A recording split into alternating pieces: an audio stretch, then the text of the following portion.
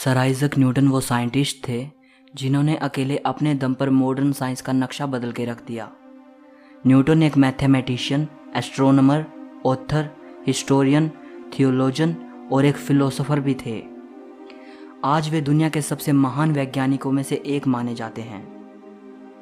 Video को and तक देखते रहिए।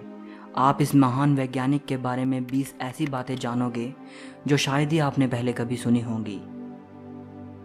नंबर 20। हम बचपन से एक कहानी सुनते आए हैं कि एक दिन न्यूटन एक सेब के पेड़ के नीचे बैठे थे तो एक सेब टूटकर उनके सर पे आ लगा। तभी उन्होंने सोचा कि ये सेब नीचे ही क्यों आया, इधर उधर या ऊपर क्यों नहीं गया। और अगर चीज़ों को नीचे धरती पर ही गिरना होता है तो चांद भी तो ऊपर दिखाई देता है, वो नीचे क्यों नहीं गिरता। तब न्यूटन ने सोचा कि ज़रूर धरती में कोई फोर्स है जो चीज़ों को अपनी ओर आकर्षित करता है, और यहाँ से न्यूटन को ग्रेविटी का आइडिया आया। अब इस कहानी के बारे में बहुत सी राय हैं। बहुत से स्कॉलर्स कहते हैं कि ये सिर्फ बाद में बनाई गई एक कहानी है और एक फ्रेंच राइटर वोल्टेयर ने इस कहानी को पॉपुलर किया है। बहुत से स्कॉलर्स कहते हैं कि ये कहानी सच है, लेकिन सेब न्यूटन के सर पे नहीं बल्कि उनके आगे गिरा था। कहा यह भी जाता है कि वो सेब के पेड़ के नीचे नहीं बैठे थे बल्कि अपने घर की विंडो से सेब के पेड़ को देख रहे थे, और तब गिरते सेब को देखकर उन्हें ग्रेविटी का आइडिया आया। अब ऐसे भी एविडेंसेस मौजूद हैं जो इस कहानी को सच साबित करते हैं।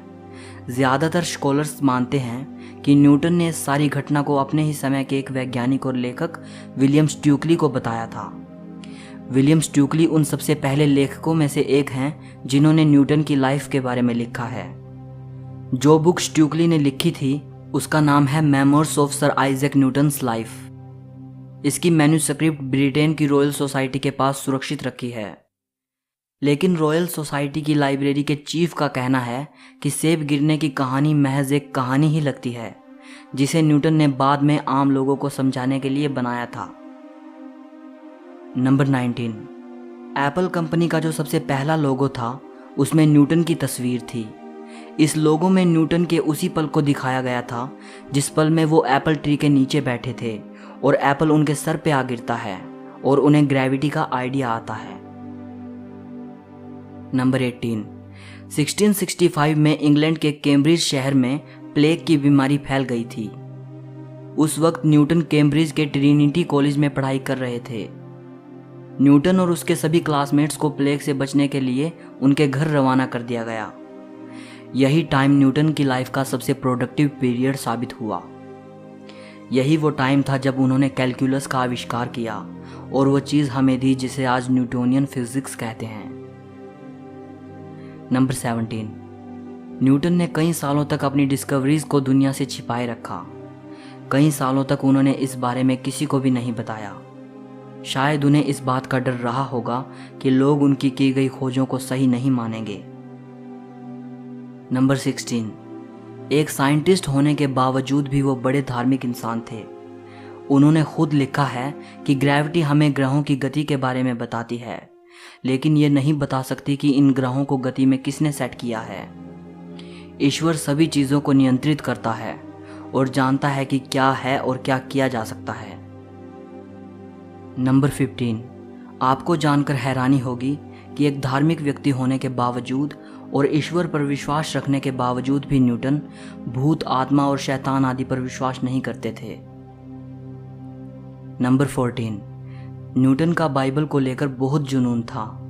बाइबल को बड़ी गहराई से पढ़ते थे, यहाँ तक कि साइंस से ज़्यादा उन्होंने धर्म और इतिहास के बारे में लिखा है। नंबर 13। बाइबल पढ़ने की वजह से ही उन्हें कुछ चीज़ों को प्रेडिक्ट भी किया। न्यूटन ने अनुमान लगाया था कि जीसस को सूली एग्जैक्टली 3 अप्रैल 33 AD को दी गई थी। नंबर 12। न्यूटन के अनुमान के मुताबिक यह दुनिया 2060 से पहले ख़त्म नहीं होगी। नंबर 11।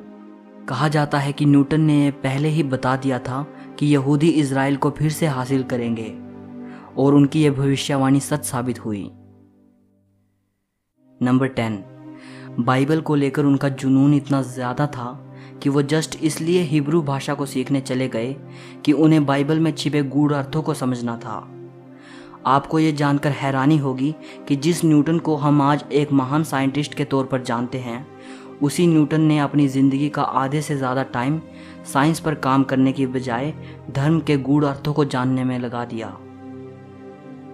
नंबर 9, जिस साल ग्रेट साइंटिस्ट गैलीलियो गैलीली की डेथ हुई थी, सेम उसी साल सर आइजैक न्यूटन का जन्म हुआ था।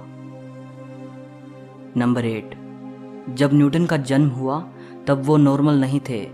उनका आकार और वजन बहुत कम था। वे समय से पहले पैदा हुए थे। उनकी मां ने बताया था कि उनका आकार इतना कम था कि वे एक छोटे मग में समा सकते थे, इसलिए इनके जिंदा बचने की उम्मीद बहुत कम थी। नंबर 7, आइजैक न्यूटन के फादर का नाम भी आइजैक न्यूटन ही था। नंबर 6, न्यूटन के जन्म के 3 महीने पहले ही उनके फादर की डेथ हो गई थी। नंबर 5, न्यूटन ने आजीवन शादी नहीं की। नंबर 4, न्यूटन की मां चाहती थी कि वे फार्मर बने। उनका जन्म भी एक फार्मर फैमिली में हुआ था, लेकिन न्यूटन को फार्मिंग बिल्कुल पसंद नहीं थी। नंबर 3, न्यूटन ही वो साइंटिस्ट थे जिन्होंने बताया था कि पृथ्वी गोल नहीं बल्कि अंडाकार है। नंबर 2, जिस एप्पल ट्री से न्यूटन को ग्रेविटी का आइडिया आया था, उस ट्री का वंशज आज भी इंग्लैंड में मौजूद है। हालांकि जो ओरिजिनल ट्री था वो 1815 से 1820 के बीच नष्ट हो गया था। इस एप्पल ट्री का साइंस के इतिहास में बड़ा महत्व है, क्योंकि इसी ट्री से एप्पल को गिरता देखकर न्यूटन ने ग्रेविटी को खोजा था। नंबर 1, इसी ट्री की लकड़ी का टुकड़ा सर आइजैक न्यूटन की तस्वीर के साथ स्पेस में भी भेजा जा चुका है, ताकि न्यूटन ने आज हमें और साइंस को जो दिया है उसके लिए उनका आभार व्यक्त किया जा सके और उस एप्पल ट्री को जीरो ग्रेविटी का एहसास कराया जा सके। आज अगर न्यूटन जिंदा होते तो ये देखकर खुशी से मर जाते। सो इस वीडियो के लिए इतना ही। सर आइजैक न्यूटन की ये बातें अगर आपको पसंद आई हों तो वीडियो को एक लाइक ज़रूर करना।